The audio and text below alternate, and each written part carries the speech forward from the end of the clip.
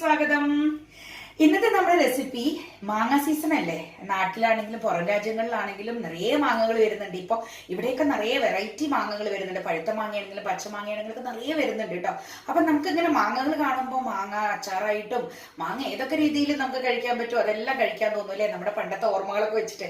അപ്പൊ ഞാൻ അങ്ങനെ അച്ചാറുകളായിട്ട് ഒരുപാട് റെസിപ്പി മുമ്പ് പോസ്റ്റ് ചെയ്തിട്ടുണ്ട്. പക്ഷെ ഇന്നത്തെ ഒരു വെറൈറ്റി റെസിപ്പിയാണ് കേട്ടോ. അതും അച്ചാർ തന്നെയാണ്. പക്ഷെ അച്ചാറിന് ഒരു പ്രത്യേകത കൂടി ഉണ്ട് കേട്ടോ. നല്ല മാങ്ങ, നല്ല അത്യാവശ്യം വലുപ്പമുള്ള ഒരു മാങ്ങ ഞാൻ ഇതുപോലെ അരിഞ്ഞു വെച്ചിട്ടുണ്ട്.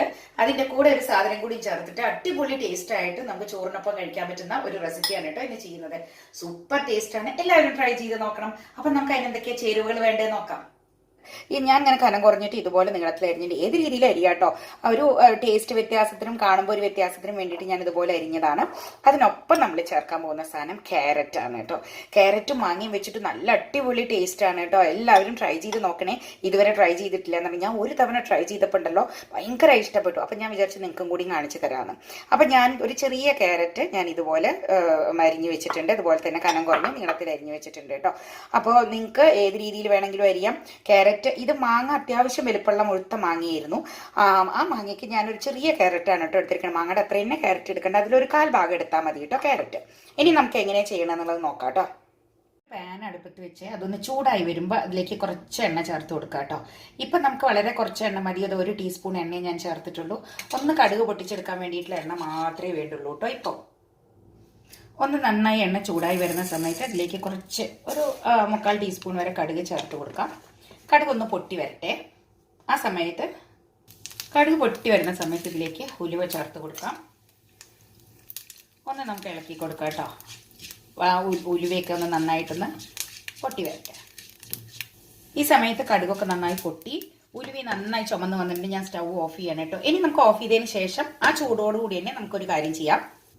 ഈ ചൂടോടുകൂടി തന്നെ കാശ്മീരി മുളക് പൊടി ഒരു 1.5-2 ടീസ്പൂണോളം ചേർത്ത് കൊടുക്കുന്നുണ്ട്. എരിവുള്ള മുളക് പൊടി ഓരോരുത്തർ എരിവിനനുസരിച്ച് ചേർക്കാൻ ഞാൻ ഏകദേശം 1 ടീസ്പൂൺ ചേർത്ത് കൊടുക്കുന്നുണ്ട് കേട്ടോ. അതും ചേർത്ത് ഒരു നുള്ളു മഞ്ഞപ്പൊടി, വളരെ കുറച്ച് മാത്രം മഞ്ഞപ്പൊടി ചേർത്ത് കൊടുക്കുക കേട്ടോ.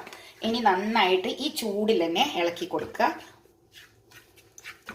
ആദ്യം മുളക് പൊടി ഒന്ന് ചൂടായി വരണം കേട്ടോ. ഒന്ന് ചെറുതായിട്ട് ചൂടായിട്ടേ ഉള്ളൂ.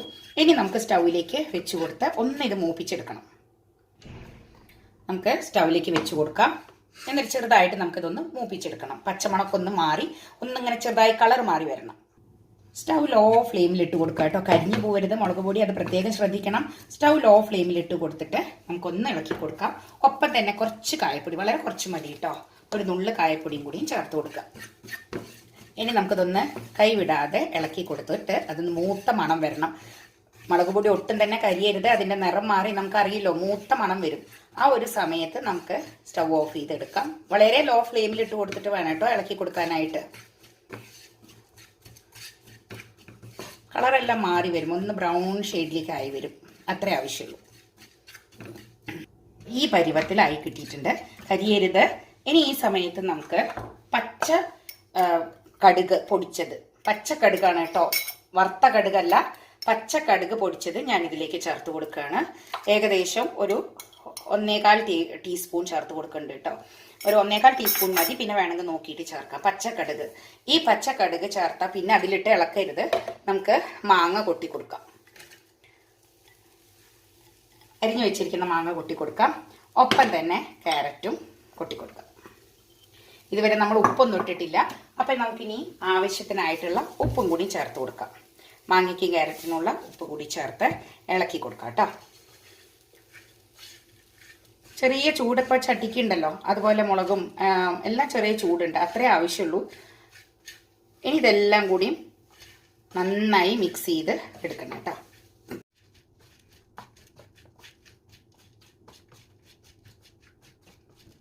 ഇപ്പോൾ ചേരുവകളൊക്കെ ചേർത്ത് ഇളക്കി വന്നപ്പോഴേ കടുകിൻ്റെ മണം കുറച്ച് കുറവായിരുന്നു. അത് കാരണം ഒരു 1/4 ടീസ്പൂണും കൂടി ചേർത്തിട്ടുണ്ട് കേട്ടോ പച്ചക്കടുക് പൊടിച്ചത്. അപ്പോൾ ടോട്ടൽ നമ്മൾ പച്ചക്കടുക് പൊടിച്ചത് 1.5 ടീസ്പൂൺ ചേർത്തിട്ടുണ്ട് കേട്ടോ. ഇനി നമുക്ക് നന്നായിട്ട് ഇളക്കി യോജിപ്പിക്കാം. ചേരുവകളൊക്കെ ഞാൻ ഡിസ്ക്രിപ്ഷൻ ബോക്സിൽ കൊടുക്കാം. കണ്ടോ, നന്നായിട്ട് ഇളക്കി യോജിപ്പിച്ചിട്ടുണ്ട്. എല്ലാ ഭാഗത്തും ആയിട്ടുണ്ട്. ഇതിലേക്ക് വളരെ കുറച്ച് എണ്ണയിലേ നമ്മൾ ഒഴിച്ചുള്ളൂ. ഇത് വെളിച്ചെണ്ണയിലാണ് കേട്ടോ ചെയ്യുക ഈ ഒരു റെസിപ്പി, നല്ലെണ്ണയിലല്ല ചെയ്യുന്നത്. നമ്മൾ ഫ്രിഡ്ജിൽ വെക്കുകയാണെങ്കിൽ ശരി, അതാത് ദിവസത്തേക്ക് വേണ്ടത് രാവിലെ എടുത്ത് വെച്ചിട്ട് തണുപ്പ് വിട്ട് കഴിഞ്ഞാൽ ഉപയോഗിക്കുക. അങ്ങനെയാണ് കേട്ടോ. ഇതിലേക്ക് കുറച്ചുകൂടി വെളിച്ചെണ്ണ ചേർക്കണം കേട്ടോ. ഇത് വെളിച്ചെണ്ണ ചേർത്തില്ലെങ്കിൽ സ്വാദ് ഉണ്ടാവില്ല. പച്ച വെളിച്ചെണ്ണയാണ് ചേർക്കുന്നത്. ഇനി നേരത്തെ നമ്മൾ മൂപ്പിച്ചതല്ലേ, അപ്പോൾ ഏകദേശം ഒരു 2-2.5 ടീസ്പൂണും കൂടി ഞാൻ വെളിച്ചെണ്ണ ഇതിലേക്ക് ചേർത്ത് കൊടുത്തിട്ടുണ്ട് കേട്ടോ. അങ്ങനെ നമ്മുടെ അച്ചാർ ഇവിടെ റെഡി ആയിട്ടുണ്ട്.